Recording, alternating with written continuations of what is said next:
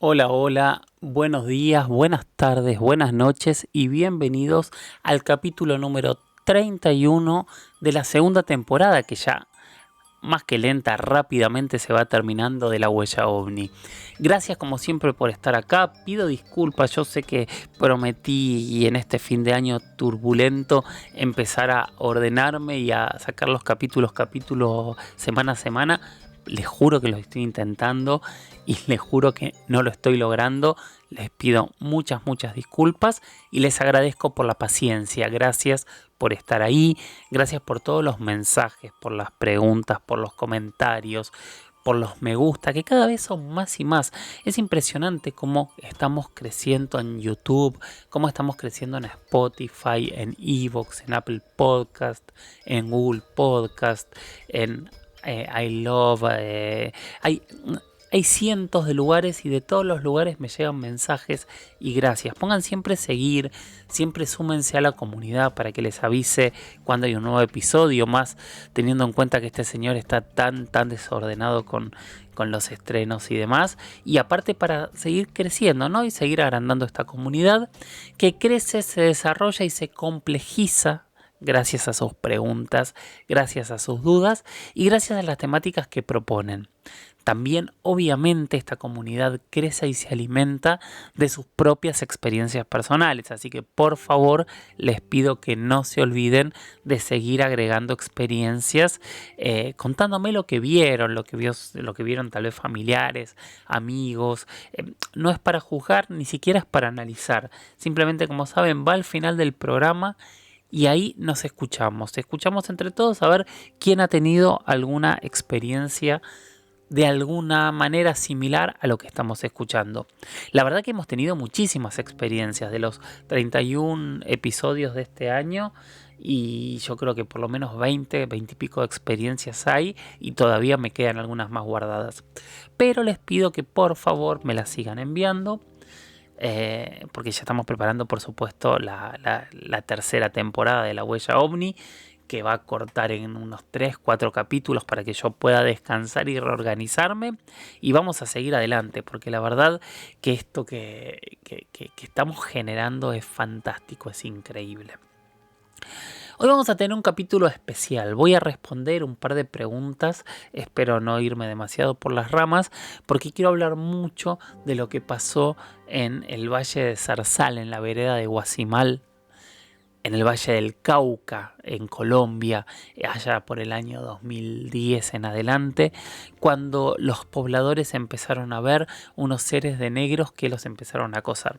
Quiero hablar de esto porque subí varias entrevistas a mi YouTube en estos días y todos se quedaron muy fascinados, así que quiero contarles mi experiencia, quiero contarles cómo estuve ahí y aproveché también, ustedes saben que tengo la suerte de tener grandes amigos que saben mucho por todo el continente y aproveché para hablar con una de estas personas que realmente saben mucho, que es antropólogo, que es Esteban Cruz Niño, para que me dé su mirada sobre este caso. Todo esto que estoy vendiendo va a ir después, porque primero vamos a ir con la dinámica usual. La primera pregunta del día la hizo Fernando Sabatini, que me mandó un mail y me dijo: Jorge, espero que te guste el artículo. Me mandó un artículo súper interesante y después de eso me puso: interesante tu programa en cuanto a lo imparcial de tu postura, gracias. Varios temas o comentarios constructivos. En los distintos relatos, descripciones, historias, como nunca se toca el tema biológico, los virus, los EVES o IPS, que es ente biológico extraterrestre, nunca tienen casco, resisten nuestra gravedad, etc. Por otro lado, ¿no crees que el más mínimo del diferencial de tamaño de planeta generaría seres distintos, aunque fueran humanoides? Bien, vamos a empezar a hablar de esto que me parece súper interesante. Sí, claro, yo te lo voy a tomar y voy a hacer un análisis desde la vida que conocemos, que estamos seguros que existe. No vamos a hablar no lo vamos a analizar desde la vida extraterrestre, aunque todos estamos convencidos de que debería haber más vida y que estamos yendo en un camino en donde esa respuesta y esa certeza pronto la tendremos. Pero como no la tenemos, vamos a analizarlo desde la Tierra. Y lo interesante es que cuando nosotros analizamos la vida extraterrestre, lo primero que tenemos que analizar y conocer es lo que tenemos a mano, lo que podemos estudiar, lo que la ciencia viene tratando de definir desde hace muchísimo, muchísimo tiempo. Claramente eso es la vida en la Tierra. Y lo increíble, lo sorprendente, lo inexplicable, lo asombroso, lo superlativo de la vida en la Tierra es que casi, no voy a decir infinita porque no es infinita claramente la vida en la Tierra, pero tiene una cantidad de parámetros y diferenciales tan grandes que en el mismo planeta tenemos seres que resisten al oxígeno, tenemos seres que resisten a presiones absolutas, tenemos seres que resisten a temperaturas imposibles, tenemos seres que resisten a fríos imposibles, tenemos seres que resisten absolutamente a todo. Entonces, cuando pensamos en ¿tendrían virus? ¿O deberían usar cascos? ¿Deberían aplastar con la gravedad o con la presión? Y depende, si fuesen como nosotros, que somos de los seres más frágiles que tiene el planeta, o sea, creo que somos el único ser que tiene que pasar casi un cuarto de su vida preparándose para sobrevivir. Entonces, si son tan frágiles como nosotros y si se apoyan tanto en herramientas, y tal vez sí tengan que protegerse mucho más. Pero la realidad es que cuando uno analiza el resto de la vida, no necesariamente. O sea, nosotros en la Tierra tenemos un montón de seres que los podríamos, y de hecho han ido al espacio y sobreviven en el espacio sin ningún problema. Entonces, ya con lo que nosotros tenemos en la Tierra, te podría decir que no necesariamente un ser necesitaría protección al llegar a un planeta diferente. Segundo punto que es interesante es, yo no sé si vos me hablas de virus como virus que llegan al planeta y sobreviven o virus que infectan. Para infectar el virus tiene que reconocer ese tipo de organismo. Si fuesen organismos similares, seguramente ellos podrían traernos enfermedades y nosotros darles enfermedades a ellos. Tal vez no, ya es un punto demasiado amplio. A ver, si nosotros nos basamos en las teorías, por ejemplo, de la panspermia, y que también ayudaría a entender que si la panspermia es real y existe, hay un montón de microorganismos que llegaron a la Tierra en meteoritos, o sea, sin ningún tipo de gravedad, sin ningún tipo de atmósfera, sin ningún tipo de oxígeno ni de nada. O sea, sobrevivieron en una roca flotando alrededor del universo, congelados, no congelados, con temperaturas imposibles, y llegaron a la Tierra, si esta hipótesis termina algún día comprobándose como real. Entonces, si fuese así, yendo al punto que vos decías, sí, seguramente si los virus o los retrovirus, como hay varias teorías que en algún momento tratamos, llegaron al planeta en bombardeos de meteoritos, y tal vez sí nos contagiemos o ellos se contagien de lo que tenemos nosotros, haciendo como un pequeño recorte de lo que ocurrió cuando los europeos llegaron a América. Es una posibilidad, pero realmente no lo sabemos. Me imagino que toda esta gente que está empezando a trabajar protocolos de contacto estará también pensando estas cosas, aunque si no tenemos una definición de qué es lo que hay del otro lado, son todas hipótesis al aire, donde no podemos saber realmente qué es lo que podría ocurrir. A la segunda parte de tu pregunta, en mi canal de YouTube hay una entrevista muy interesante con una astrobióloga que para mí es una mente brillante, absoluta e increíble. Ella se llama Antígona Segura, y ella justamente cuenta que los astrobiólogos se dedican un poco a eso, a tratar de discernir cuáles serían los planetas en donde podría haber vida. Ahora, obviamente, si nosotros nos metemos en una postura darwinista o darwiniana, no sé cómo se dice, el ambiente es lo que va a modificar la evolución. Pero por otro lado, cuando volvemos a la Tierra y analizamos la cantidad y las diversidades de vidas que hay en la Tierra, es muy difícil llegar a la conclusión de lo que decís, si un planeta haría que la vida fuese diferente.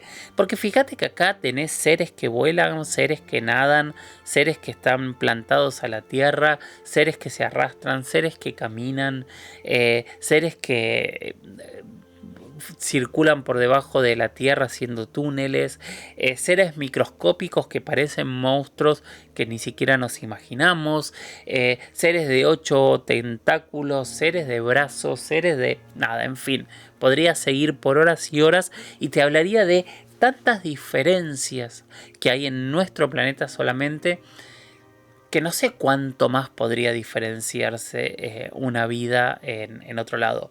A ver, la ciencia ficción siempre te lleva a que tal vez evolucionó algún otro tipo de especie. Que esa es la segunda pregunta. ¿Por qué evolucionamos nosotros? ¿Por qué no hay perros que utilicen, que tengan sociedad, que hayan construido una sociedad? U otro tipo de hominidios o los delfines o quien fuere, ¿no? ¿Por qué somos los únicos? Y esa es una gran pregunta que no la hemos podido responder. No sé si algún día la vamos a poder responder. Obviamente hay un montón de hipótesis que tratan de completar este agujero que tiene nuestra evolución, pero en realidad al ser los únicos, para mí todas esas respuestas o esos intentos de respuestas siempre se terminan cayendo. Entonces, no sabemos por qué somos los únicos. Yo me imagino que cuando vos hablas de esto, te estás refiriendo a una sociedad con seres humanoides o no humanoides totalmente distintos. Pero qué sé yo, y sí, tal vez en algún otro lado hay lombrices inteligentes que hicieron una sociedad. ¿Quién sabe? No tenemos idea, pero sí, claramente el entorno nos cambia, pero a la vez, en el mismo entorno, fíjate la cantidad de vida distinta que hay en nuestro planeta. Creo que es un ejercicio interesante este ida y vuelta de conocer lo que hay en el planeta para entendernos a nosotros y tratar de sacar conclusiones hacia lo que no conocemos. Creo que es la única forma, ¿no? Conocernos a nosotros y después proyectar hacia afuera. Parece casi autoayuda lo que estoy diciendo, pero lo estoy diciendo desde el punto de vista de analizar la vida. ¿Cómo vamos a analizar vida que no sabemos aún si existe fehacientemente, si no nos paramos en un punto firme, en una roca en donde podamos empezar a proyectar? Y tenemos un planeta con tal cantidad de vida que realmente tenemos de dónde proyectar. Ahora, si la vida no es lo que creemos, si la vida es diferente a lo que nosotros estamos definiendo como vida, seguramente ahí todo lo que nosotros podemos proyectar también se caería. Y ese es otro debate y ese es otro punto, ¿no? Un punto totalmente distinto. ¿Qué pasa si la vida no es material y la vida es inmaterial? ¿Qué pasa si la vida solo es el alma? Bueno, ya nos estamos yendo a otros temas que si les interesa en otro momento los seguimos. Bueno, a ver si tenemos otra pregunta. Vamos directamente a hablar de los seres. JM dice: de todos los avistamientos, ¿hay alguna coincidencia en alguna descripción del ovni? Por ejemplo, los colores verdes que se vieron en Bariloche, que coincide con uno de México o de cualquier otro país. JM, yo realmente tuve la suerte por mi trabajo de recorrer muchísimos países alrededor del mundo, especialmente de América Latina, pero no solo de América Latina. Entonces tuve la fortuna de hablar con muchísimos testigos. Yo siempre digo que una vez empecé a hacer una cuenta y yo creo que hice en estos 20 años más de 3.500 entrevistas que de una u otra forma se relacionan con este tipo de temáticas. Paranormal, misterio, ovni, estas cuestiones que son más preguntas que respuestas y que creo que a todos nos fascinan. Y sí, yo encontré muchos patrones, que no los digo porque son míos. Y te voy a explicar, no es un tema de egoísmo, sino tiene que ver con que no querría que entren nunca dentro de una contaminación cultural. ¿Por qué? Porque la gran mayoría de los testigos hoy te dicen que ven un plato volador, que tiene la forma exactamente igual que las que vemos en las películas y que describen, o que ven a un ser gris que siempre es parecido a ET o a Paul en este momento. Y esa gente no es que necesariamente esté mintiendo, pero cuando uno tiene un recuerdo de algo que no está dentro de sus patrones, el cerebro automáticamente necesita unirlo a algo que medianamente conozca para poder recordarlo. Y eso hace que el recuerdo un poco se empiece a desdibujar, ¿no? Se genere. Ustedes saben que en realidad el recuerdo es una experiencia propia, no es una reproducción real de lo que pasó. Esto es así. Y me fui por irme un poquito para ese tema. Pero entonces yo encontré patrones que tenían que ver con sonidos, con dolores, con... no importa, con ciertas cosas que todos los testigos o muchos testigos empezaban a contarme lo mismo y yo decía, epa, ahí hay un patrón. Yendo al tema que decís, JM, sí, claro que hay patrones. A mí me llamó mucho la atención, por ejemplo, uno de los primeros casos que yo hice en mi vida, que justamente puse parte del documental hace poquito en mi canal de YouTube, es el caso Bariloche. Hice una entrevista con Jorge Polanco allá por el año 2006, 2005, creo que 2006. Y fui a la torre de control, todavía seguían trabajando las mismas personas, entrevisté al controlador aéreo, entrevisté al jefe del aeropuerto, entrevisté a una de las personas que estaban en la pista, o sea, entrevisté a mucha gente que había sido testigo del caso. Y Jorge en aquella ocasión, que después lo volvió a hacer, me dibujó lo que él había visto. Años después lo conocí a Rubén Sipusac y también me contó con mucho nivel de detalle lo que había visto. Y a mí me llamó la atención porque entre medio, antes de conocer a Sipusac, yo en uno de mis viajes a Lima lo conocí a Óscar Santamaría en su casa, el piloto que combatió contra un ovni en la base de La Joya, allá en la década del 80, con más de 2.000, 3.000 testigos mirándolo. Y él también me hizo un dibujo. Y no eran tan distintos esos objetos. Y eso a mí me llamó la atención. Si bien uno era un poco más ovalado que el otro, cuando uno veía los dibujos y podía ser exactamente lo mismo.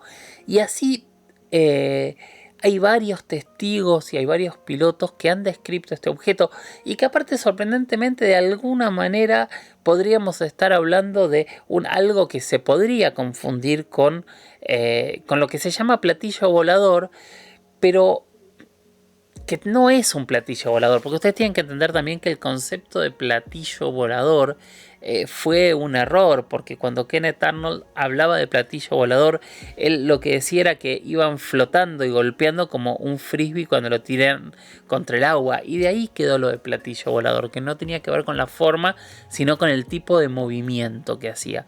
Pero en este caso es como que tienen un centro redondo, tienen algo alrededor, y de esto hay muchas descripciones. Si vamos a las descripciones de Roswell, son bastante similares.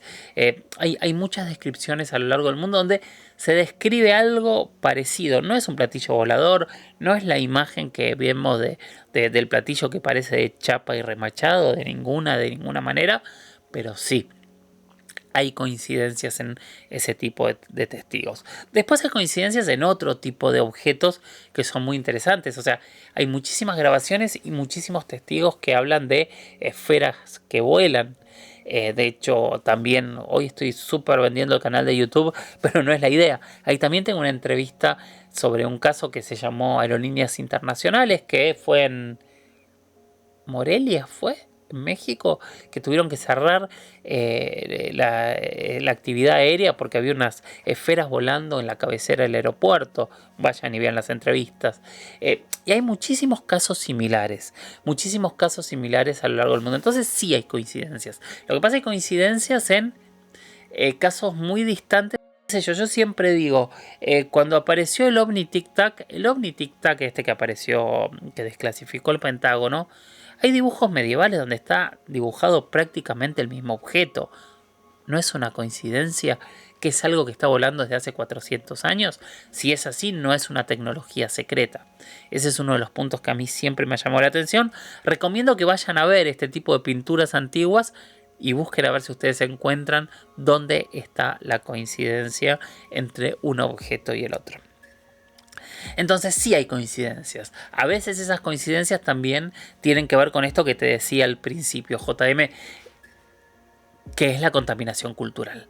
Nuestro cerebro mete un recuerdo extraño dentro de algo que conoce.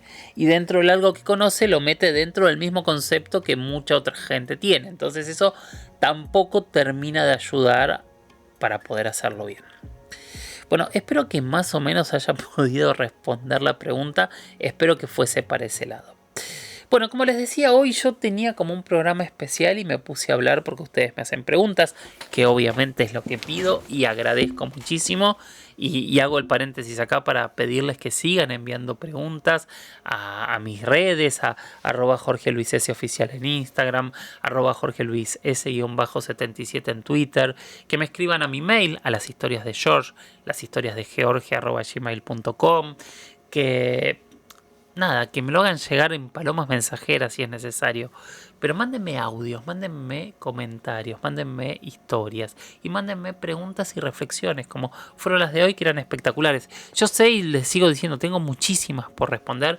De hecho, no voy a llegar a responder todas en esta temporada y vamos a seguir respondiendo.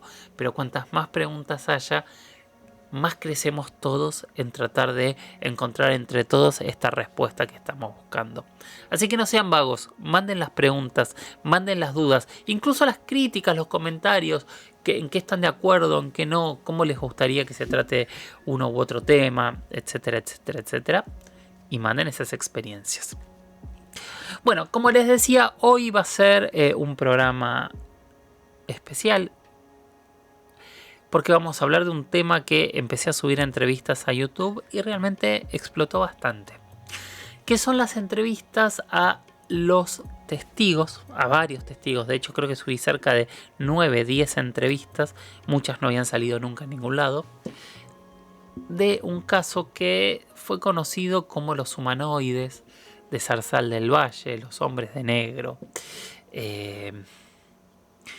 Estos seres que durante un tiempo breve, cerca de la Navidad, algunos meses nada más, parece que estuvieron visitando una región campestre, despoblada, del Valle del Cauca, en Colombia, en Zarzal del Valle, exactamente en un lugar que se llama la Vereda de Guasimal. Y yo fui hasta la Vereda de Guasimal para descubrir o entender y conocer esos testigos. Así que antes de contarles mi experiencia, como les decía al principio, entrevisté a un amigo, una persona, un tipo que aprecio, estimo, quiero mucho y también admiro muchísimo porque es una persona que le gusta hablar de misterios, pero le gusta hablar de misterios desde un punto de vista que para mí es hiper interesante, que es desde su profesión, porque si bien él es conductor de televisión, tiene podcast, hace programas de radio, es un gran comunicador, es un antropólogo. Entonces es una persona que analiza la humanidad desde otra manera. Y yo creo que ese tipo de análisis siempre vale más. Entonces, primero los voy a dejar con esta pequeña entrevista que le hice a Esteban Cruz Niño y después les cuento mi experiencia. Gracias, Esteban, por participar de nuevo en La Huella OVNI. Quería hablar de un caso que, bueno, a mí me tocó ir, recorrerlo, conversar con los testigos, pero quería que lo analices sobre todo como antropólogo, como investigador y como conocedor de tu país. Pero vayamos pregunta a pregunta. Por favor, primero contame qué sucedió en la vereda, qué es la vereda de Guasimal y qué es lo que sucedió allá. Hola, ¿cómo estás, Jorge? Muchas gracias por invitarme a La Huella OVNI. Para mí siempre será un placer estar contigo. Es un podcast impresionante, espectacular. Lo recomiendo a todos los que nos escuchan. Ahora, sobre Guasimal. Bueno, ¿qué es Guasimal? Guasimal es una vereda, lo que en Colombia llamamos como una pequeña población que depende de un municipio. Son 5, 6, 7 casas en algunos lugares, en otros pueden ser más. Pero Guasimal es una vereda del departamento del Valle del Cauca, que tiene una extensión muy pequeña y está rodeada de fincas, ¿no? Allí lo que hay es plantaciones de caña alrededor, pero lo que va a ser sorprendente es lo que va a suceder ahí en Guasimal y lo que sucedió mejor en Guasimal, que todavía para muchos no tiene explicación y para otros es algo que es de otro mundo. De todos los relatos que escuchaste, ¿cuál es el que más te ha sorprendido de lo que sucedió? Bueno, lo que sucedió en Guasimal tiene algunas explicaciones. Muchos dicen que se trató simplemente de una incursión de paramilitares. Otros hablan de que hubo delincuencia allí y otros dicen que fue de otro mundo. Voy a contarles rápidamente. Allí queda un municipio que se llama Zarzal. Es un pueblo grande, es un pueblo del Valle del Cauca, donde si bien ha habido presencia de criminales, lo que parece que sucedió allí realmente es impresionante. Desde hace años había mitos y leyendas en la zona que hablaba de apariciones de seres dorados, ¿no? Que venían asociados a lo que llamamos huacas, enterramientos indígenas con tesoros. Mucha gente allá tiene la leyenda de un niño dorado o de hombres o animales dorados que caminan entre las montañas y se pierden, y la gente va detrás de esas figuras fantasmales, espectrales, extrañas, abre huecos y encuentra entonces enterramientos indígenas con cantidad de piezas de oro. Pensemos que ahí cerca hubo varios encuentros reales de grandes cantidades de piezas de oro y tumbaga, que es otro metal precioso que usaban los indígenas. Lo que sucede a partir del año 2008, 2011, 2012 es que algunas personas empiezan a sentir o a decir que tienen contacto con extraños seres que visitan e incursionan allí, en el Zarzal, en el municipio de Zarzal, pero sobre todo en la zona de Guasimal. ¿Cuál es la descripción que hacen la mayoría de personas? En un primer momento lo que dicen es que son seres largos, humanoides, con brazos y piernas, todos vestidos como de negro, solo se les ve los ojos, ¿no? Tienen la cara completamente tapada, no se sabe quién es, y hasta aquí es por lo que dicen que hay una conexión con miembros de grupos al margen de la ley, porque los grupos al margen de la ley generalmente se tapan el rostro, se ocultan, ¿no? Lo que va a suceder, esto sí es muy raro, es que dicen que estos seres empiezan a saltar, que saltan como si fueran canguros, y que saltan de una montaña a otro 6, 7, 8 metros. El testimonio que para mí es el más raro es del año 2012 y 2018 de un señor llamado Diego Mondragón. Diego Mondragón lo que cuenta es que él estaba en su finca normal, piensen ustedes, en una finca, él haciendo una celebración, en medio de una fiesta, Jorge, y estaba con la familia, con todos felices, y de repente, de un momento a otro, interrumpen la fiesta estos seres negros muy altos con unos trajes pegados al cuerpo. Él se asusta mucho y dice: nos robaron, se metieron los narcos, pero después se da cuenta que son seres que tienen unas formas muy diferentes al resto de los seres humanos y que además tienen unos comportamientos muy raros. A eso le sumamos otro testimonio que para mí es el más fuerte, con el de Diego Mondragón, que es de un policía llamado Manuel Velandia. Velandia dice que en un momento dado él llega a la finca donde había un gran escándalo y que incluso le dispararon a estas criaturas, y que lo que sucede es que él dice: bueno, ¿qué pasó? Y le explica a la gente muy asustada que se habían enfrentado a unos seres que tenían 2 metros de alto. 2 metros de alto. Y él, como policía, corrobora que allí pasó algo en Guasimal, algo que él todavía no entiende, algo que todavía no comprende. Eso, el testimonio de un policía, y que en medio de una fiesta hayan llegado una gran cantidad de criaturas, eso me parece increíble, Jorge. Y como antropólogo, ¿has escuchado algo similar? Bueno, como antropólogo puedo decirte que puedo explicarte el fenómeno de Guasimal en 2 dimensiones. Una dimensión como respuesta efectivamente a la violencia que se vivía en la zona, un escape mágico a la presencia real que hubo de grupos que hicieron mucho daño a los pobladores y les causaban miedo. Y hay la teoría entonces de que estos eran patrulleros o eran paramilitares o bandas delincuenciales, puede caber. Ahora, lo que me resulta extraño es la descripción, 2 metros de alto. Lo que me resulta extraño es que saltan de un lado al otro. Eso a mí me parece increíble, o sea, eso realmente no se acomoda a una descripción completamente humana. Y además que lo hayan visto varias personas, porque si uno hablara de un testigo, o si uno hablara de 1 o 2 personas que los vieran en un espacio determinado, en un momento, pero estamos hablando de que llegan a una fiesta, estamos hablando de que entra un policía también allí. Entonces, lo que aparece allí es un fenómeno muy raro, que muchos dicen se acompaña del fenómeno ovni porque muchos dicen haber visto extrañas luces sobre los cerros, que ese es el otro componente. ¿Es ufológico el fenómeno? Sí lo es, porque hay una conexión. Si bien los personajes estos no aparecen directamente bajando de una nave o algo similar, sí es de alguna manera un momento y un espacio en el cual se dan avistamientos en la zona.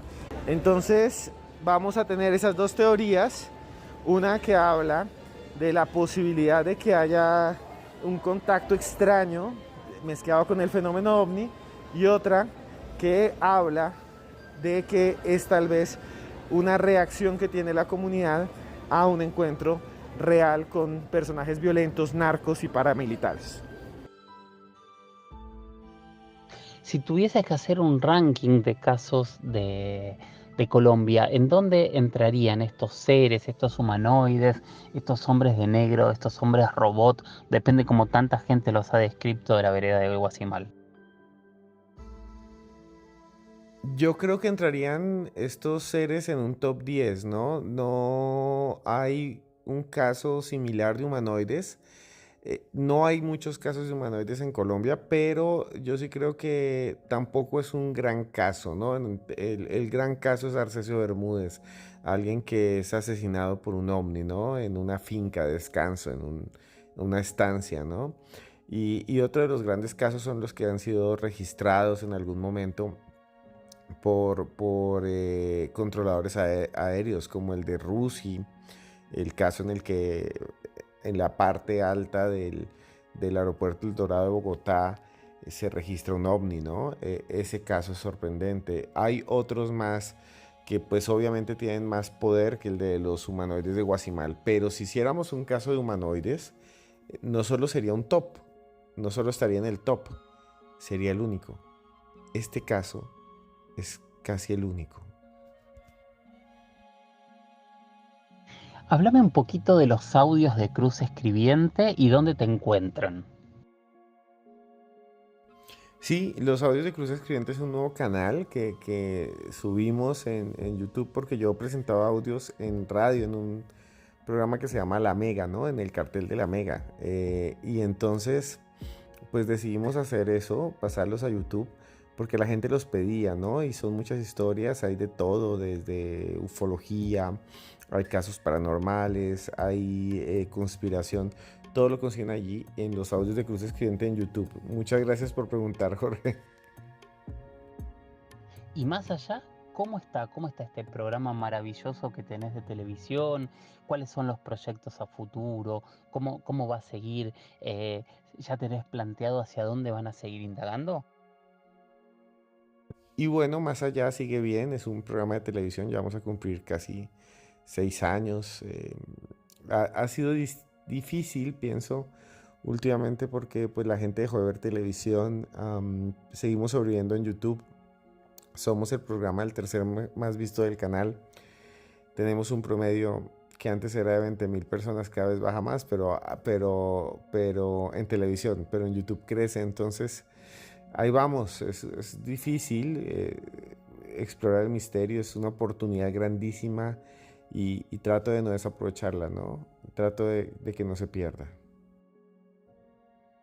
Y bueno, sí, muchas gracias a ti y mis redes sociales, obvio, son @Cruz Escribiente en Twitter, @Cruz Escribiente en Instagram y Esteban Cruz Escribiente en Facebook. De verdad, muchas gracias. La huella Omni es un patrimonio Omni, yo creo. Ya, muchas gracias por todo. Muchísimas gracias, Esteban. Gracias por todos los aportes. Es cierto, yo coincido que seguramente Arcesio Bermúdez, que es un caso también que hice mucho en profundidad. De hecho, estuve con varios de esos sobrinos que fueron testigos, por lo menos con 2 o 3. Tal vez haga una entrevista para hacerla aquí dentro de poco, porque es uno de los casos que a mí más me ha fascinado, no solo de Colombia, sino del mundo, me animaría a decir. Pero a lo que iba yo es, bueno, gracias, Esteban. Eh, en el caso de la vereda de Guasimal, de Zarzal del Valle, de estos hombres robots, de estos hombres de negro, de estos seres gigantes, que tienen tantas descripciones, pero siempre coinciden, eso es lo interesante.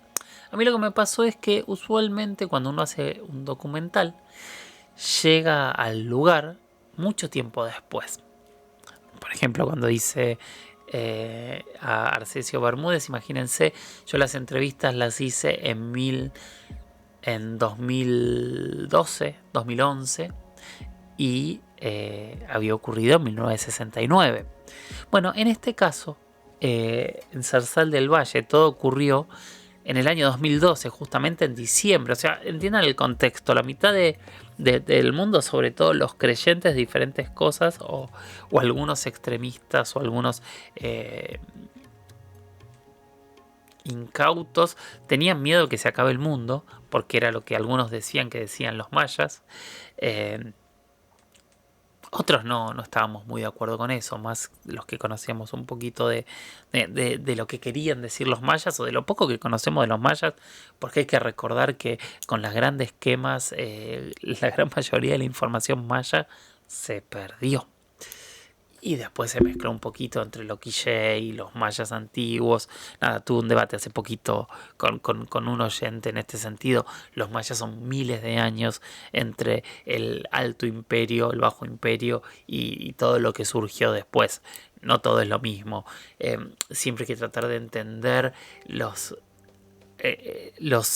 imperios y las culturas en épocas determinadas. Imagínense nosotros compararnos con gente que vivió hace 1000 años o gente que vivió dentro de 1000 años. Claramente no seríamos los mismos de ninguna de las dos maneras. Bueno, con ellos pasaba básicamente lo mismo. Yendo a donde estaba, que me estoy yendo muy por las ramas hoy, discúlpenme. Yo llegué a Zarzal del Valle, si no me falla la memoria, en febrero de 2013 o antes, o en 2014. Pero había pasado nada, habían pasado un año a lo sumo de estas historias, y todos los testigos lo tenían muy fresco. De hecho, se ve eso en las entrevistas que están puestas y sorprende mucho. Hay gente que se lo tomó desde ese momento, desde antes y después, con mucha sorna, o sea, con mucha burla. El tema que ocurre con todo lo paranormal, eso lo sabemos. De hecho, es una constante en los medios de comunicación, el reírse o el decir que, no sé, estos días pasó algo acá en Buenos Aires y escuchaba a muchos periodistas decir: yo no creo en nada, pero... y empezaban a preguntar. Pero siempre era el despegarse. Yo no creo. Esto que estoy diciendo no me interesa, pero escuchemos. Porque después la verdad es que nadie tiene ninguna seguridad y todos nos fascinan estos temas.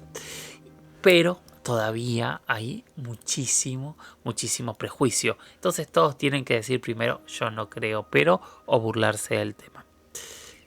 Dicho esto, cuando yo me fui hasta la vereda de Guasimal, era un lugar muy agreste, era un lugar realmente de campo, en donde la gran mayoría de los vecinos trabajaban haciendo panela, moliendo la caña de azúcar, sacando el azúcar, transformándola en panela. O sea, de hecho, estuvimos muchas horas grabando ese proceso que nos había fascinado, y mientras íbamos grabando ese proceso, íbamos conversando primero con la familia Perea, después con diferentes vecinos, contándonos qué es lo que había sucedido, mientras esperábamos que llegase el equipo periodístico que había logrado filmar ciertas luces. Que es cierto, era de noche, lo que se ve es una luz que prende y apaga. Es muy difícil desde el video decir, bueno, sí, ahí están los seres. Pero, no sé, yo hice 20 entrevistas, todas variaban bastante, pero todas hablaban de lo mismo. Y otra vez, en la gimnasia de tantas entrevistas, a ver, no soy un detector de mentiras, ni mucho menos. De hecho, siguen engañándome en mi vida todos los días. Pero yo cuando hago una entrevista suelo darme cuenta si hay algún sesgo de verdad o no. Que haya un sesgo de verdad no significa que sean seres extraterrestres, que es un poco lo que hablo yo y lo que explico siempre. Hay gente que está convencida de que vio cosas que no significa que las haya vista, simplemente hay que buscar explicaciones. A ver, hay un montón de gente que decía, no, deben haber sido algún ejército de élite haciendo algún tipo de entrenamiento y tenían unos saltos gigantes y por ahí tenían algún equipo para volar y se los confundieron en la noche y en el miedo con esto, o tal vez eran robots o quién sabe la realidad, pero yo lo que digo es, yo no tengo dudas que algo ocurrió en Zarzal, en Guasimal. No tengo dudas de que fue así, porque los testigos me confirmaron muchos detalles. Un convencimiento, incluso muchos estaban asustados. Recuerden que había pasado muy poco tiempo. Lo interesante es que después yo con el tiempo y sobre todo yo tenía una columna en un programa de radio aquí en Argentina, en Radio Metro, en su atención por favor, y un día de los últimos programas, antes de que termine el programa, me invitaron a participar a otra sección en donde una persona en la ciudad de Mendoza, en Argentina, se había encontrado con un caso muy similar a este y era sorprendente la descripción del ser, que era muy parecido a lo que se había vivido en Zarzal del Valle unos años atrás. Y hay otros casos que coinciden con lo que sucedió, pero yo no sé qué fue lo que pasó. No sé si justo hubo una invasión extraterrestre en el lugar, si algún ejército, alguna potencia decidió probar un nuevo robot que por ahora sigue oculto y no apareció en ninguna de las guerras posteriores, o si hubo, no sé, un gas que generó durante 3 meses que todas las personas que estaban allí alucinaran. Ahora, las luces que grabaron los periodistas están grabadas, así que algo había ahí. Y me gustaría escuchar sus conclusiones. ¿Qué piensan ustedes que ocurrió en Zarzal del Valle? Escríbanmelo en mis redes, usen el hashtag numeral la huella ovni y pónganme qué es lo que opinan.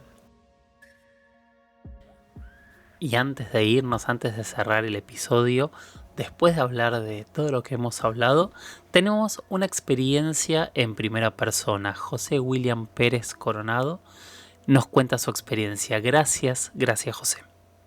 Hola Jorge Luis, buenas noches. Me llamo William.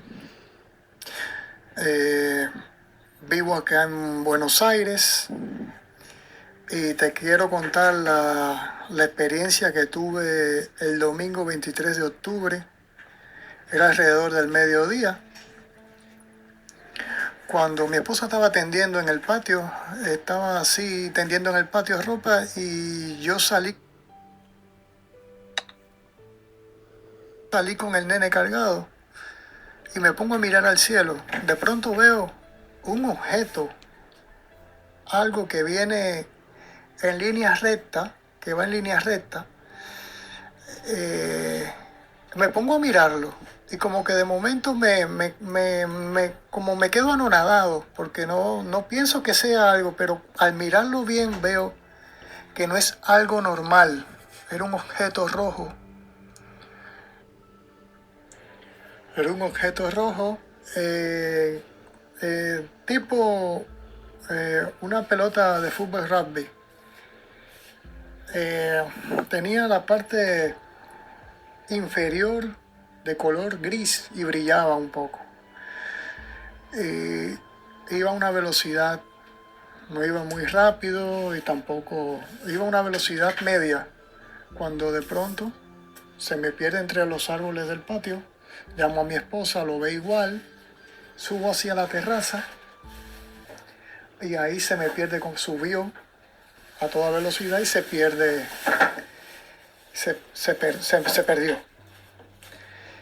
Y bueno, esta ha sido la experiencia que tuve. Todavía me sigo preguntando qué fue, porque la verdad nunca había visto cosa igual.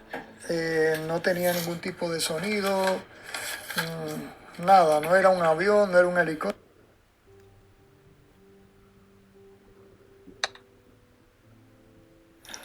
No era un helicóptero, no era un dron, no era nada, no sé, no, la verdad que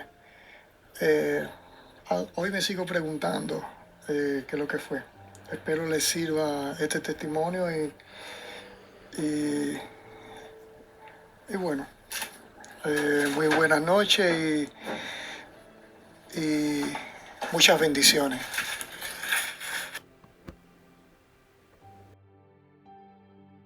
Muchísimas gracias por compartir tu experiencia.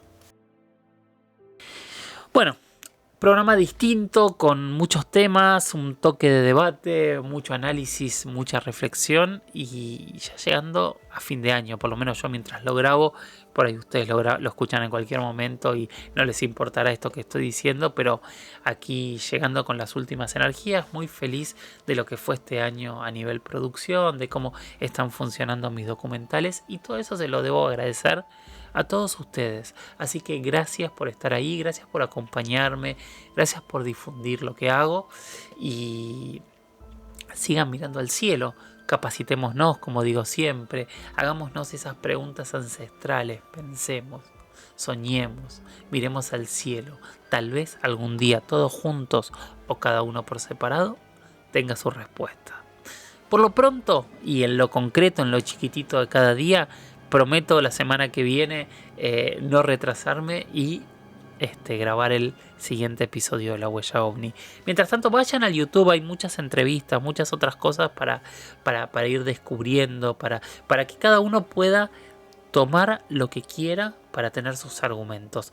No se cansen con las verdades absolutas, aunque eso también termina siendo una verdad absoluta, así que si alguien se quiere casar con algún tipo de verdad, puede hacerlo. Yo no lo hago. Gracias y nos escuchamos en la próxima. Chau, chau.